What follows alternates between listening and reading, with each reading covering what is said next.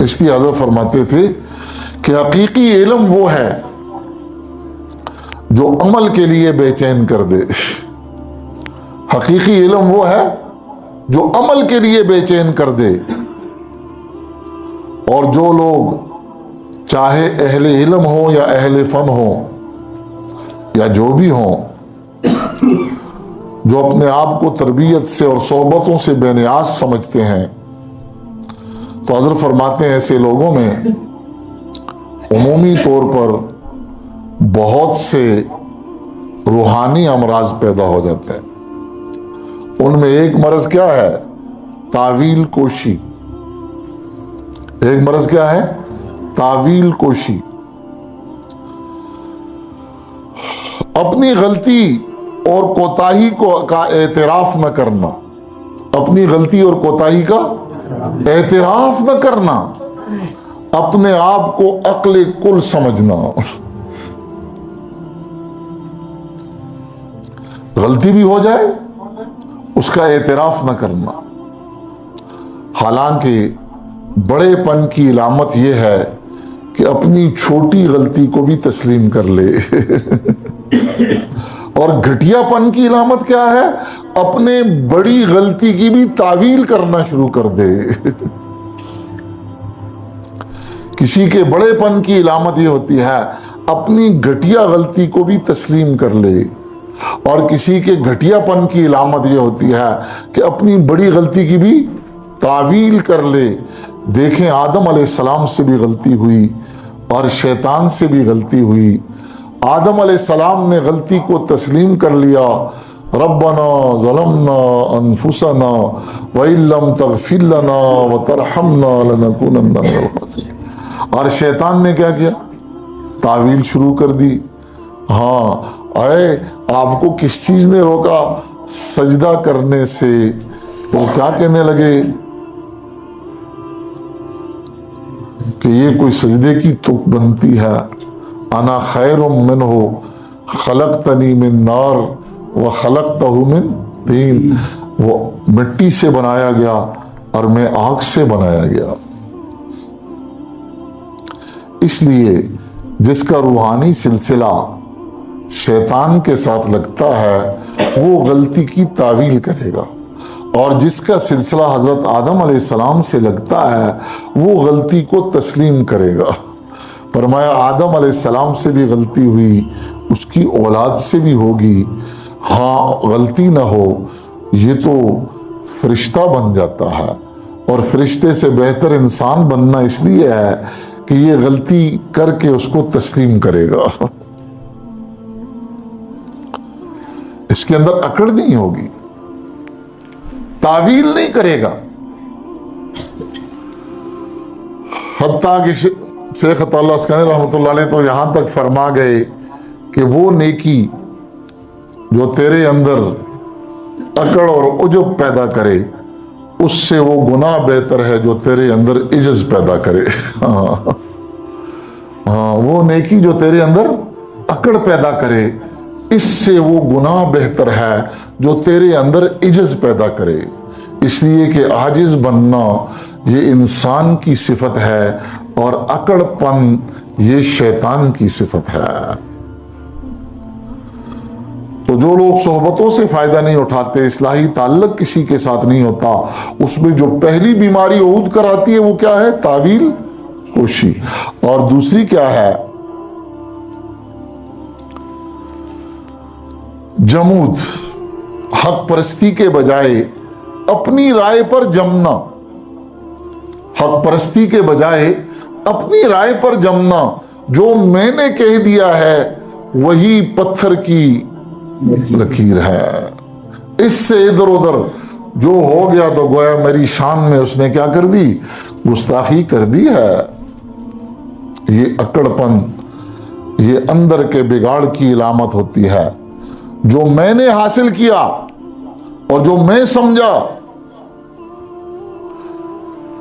یہی سب کچھ ہے. تیسری چیز خودبینی اور خودرائی اس میں پیدا ہو جاتی ہے. اپنے کمالات پر ناز کرتا ہے، اپنے کمالات پر ناز کرتا ہے، اور جو بات سمجھ میں آئے اس پر مطمئن ہو جانا اور دوسروں کے مشورے کی پرواہ نہ کرنا۔ حضور علیہ الصلوۃ والسلام باوجود صاحب وحی ہونے کے صحابہ سے کثرت سے مشورہ کیا کرتے تھے۔ حکم تھا وشاورہم فی الامر، ہاں مشورہ کیجئے، اور مشورے میں جو بات طے ہو جاتی اسی کو کر لیتے، حالانکہ صاحب وحی بھی تھے۔ اس لیے فرماتے ہیں تین قسم کے آدمی ہیں، ایک کامل ہوتا ہے، ایک کاہل ہوتا ہے، ایک لاشے ہوتا ہے۔ کامل وہ ہے جو صاحب عقل بھی ہے اور دوسروں سے مشورہ بھی کرتا ہے، اپنی عقل بھی ہے اور دوسروں سے مشورہ بھی کرتا ہے، یہ کامل ہے۔ دوسرا کاہل ہے کہ صاحب عقل تو ہے لیکن کسی سے مشورہ نہیں کرتا، اس کو کاہل کہتے ہیں۔ ایک لاشے ہوتا ہے، اپنی عقل بھی نہیں اور کسی اور سے مشورہ بھی نہیں، یہ لاشے ہوتا ہے۔ لم یجب، ہمارے حضرت فرماتے کہ یہ کیا ہے، یہ لم یجب بن جاتا۔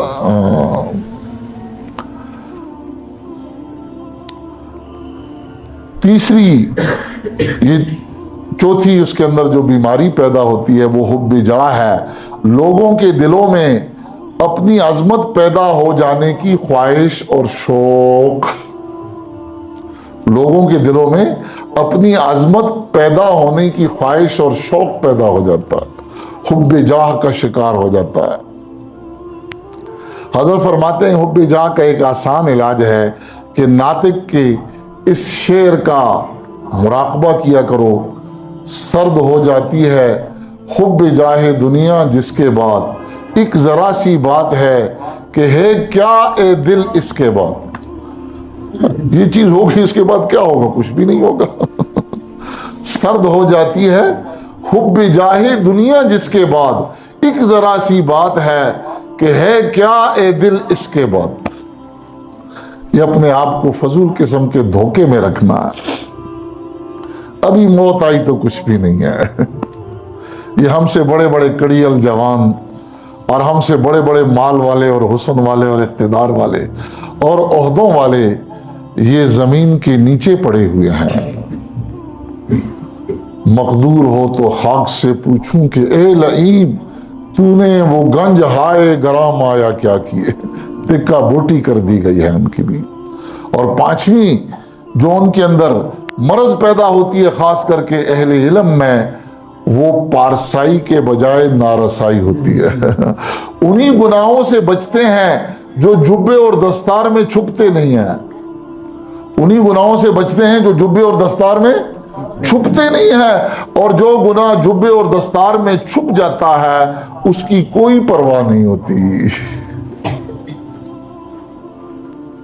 اور وہ باطنی گناہ ہے۔ وہ کون سے گناہ ہیں؟ باطنی گناہ ہے۔ ضرور ظاہر الاسم و باطنا، وہ بغض ہے، حسد ہے، کینہ ہے، یہ جبے اور دستار میں چھپ جاتے ہیں۔ زنا چھپتا نہیں ہے اس لیے نہیں کرتے، شراب چھپتی نہیں ہے اس لیے نہیں پیتے، بغض حسد اور کینہ چھپ جاتے ہیں اس لیے انہی گناہوں سے بچا جاتا ہے جو جبے اور دستار میں چھپ جاتے ہیں۔ کیا زنا حرام ہے تو تکبر کون سا حلال ہے؟ اگر شراب حرام ہے بغض اور حسد کون سا حلال ہے؟ رکے ہاتھ تو پارسا ہو گئے ہم، نہیں پارسائی یہ ہے نارسائی۔ پارسائی اور نارسائی میں یہی فرق ہوتا ہے۔ یوں تو خلاف شرع شیخ تھوکتے بھی نہیں، یوں تو خلاف شرع شیخ تھوکتے بھی نہیں، اندھیرے اور اجالے میں چوکتے بھی نہیں۔ ہاں اسی گناہ سے بچا جاتا ہے جو جبے اور دستار کے اندر چھپتا نہ ہو۔ یہ وہ بیماریاں ہیں علامہ صاحب آگاہ جو جبے اور دستار کے اندر چھپ جاتی ہیں، ان سے بچتے ہیں۔ ان کا علاج کیا ہے؟ ان کا علاج یہ ہے کہ اللہ تعالی شانوں کے ساتھ گہرا اور مضبوط تعلق پیدا کیا جائے۔ اللہ تعالی شانوں کے ساتھ گہرا اور مضبوط تعلق پیدا کیا جائے. اور یاد رکھو تعلق الہی میں گہرائی اور مضبوطی یہ بغیر عشق و محبت کے نہیں آ سکتی.